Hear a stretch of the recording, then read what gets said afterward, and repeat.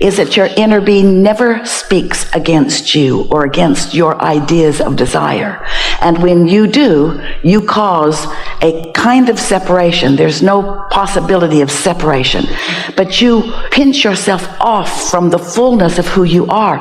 And that pinched off state of being feels to you like negative emotion. Your emotions are your indicator of how in alignment you are, how fully and wholly you are, or how you are contradicting your own desire. Have you ever had an experience with another human? Usually they're related to you in some way, or married to you, or working with you, or living next door, or complete strangers. And you are having a conversation with them about something that you believe deeply in. And they believe deeply in it too, they just don't agree with you. And so you explain your perspective, which just makes them come on stronger with theirs.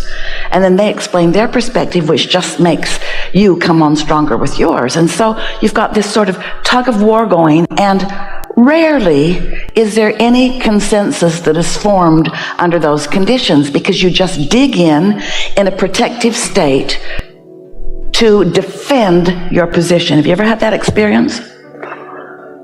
What we want you to realize is that those two perspectives are present within you, singularly, individually, you, every day, when you have a desire that you don't believe.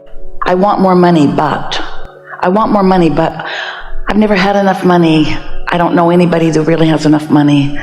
My parents didn't have enough money. And while that is factually accurate, it doesn't need to remain that way, but the reason it does remain that way is because when you keep that vibration active as a belief, then your desire can't get far out ahead of it.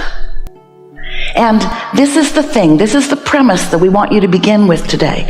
We want you to listen to what we say next and try to get your thoughts around this, because as you accept this progression of your evolution, as you hear this simple premise that we're going to put forward right here, everything else will be easy for you from now on as you are creating your own reality.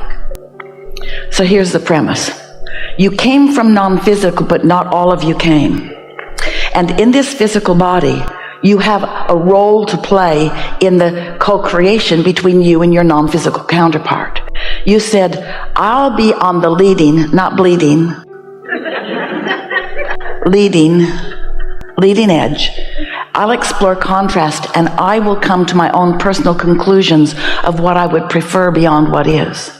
And your inner being said, and when you do that, we will accept from you the essence of what you are asking for, and we will hold it in a non-resistant state while you find a way of bringing your beliefs to match it.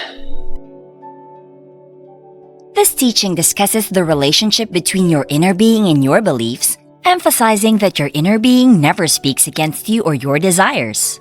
When you contradict your desires with your thoughts or beliefs, it causes a sense of separation and negative emotion. Your emotions act as an indicator of how aligned or contradictory you are to your desires. It illustrates this idea by describing a common experience where two people have opposing beliefs and engage in a tug-of-war conversation, often without reaching a consensus. It suggests that these opposing perspectives are present within each individual, especially when there is a desire that is not believed. For example, wanting more money but not believing it's possible because of past experiences or beliefs.